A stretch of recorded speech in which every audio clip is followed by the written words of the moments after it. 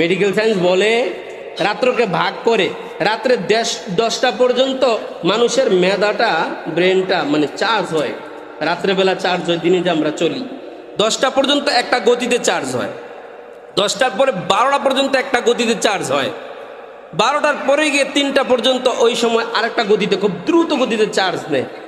এখন যদি কেউ না ঘুমায়, রাত্রে 1টা 2টা পর্যন্ত জায়গা মোবাইল চায়, মোবাইল দেখে, তখন তার ব্রেনে চাপ পড়ে, চেহারা বয়সের ছাপ পড়ে যায়, আস্তে আস্তে তাকে রোগে আক্রান্ত করে।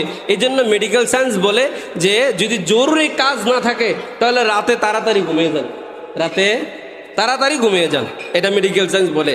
এবং ভোর রাতে আগে আগে উঠে যান, এটা মেডিকেল সায়েন্স বলে। কিন্তু 1500 বছর পূর্বে রাসূলুল্লাহ সাল্লাল্লাহু আলাইহি সাল্লাম এই কথা বলেছেন যে এশার পরে যেন কোনো জরুরি কাজ না থাকে তোমরা তাড়াতাড়ি ঘুমিয়ে যাও, তাড়াতাড়ি করে ঘুমিয়ে যাও, রাসূলের আগের কথা।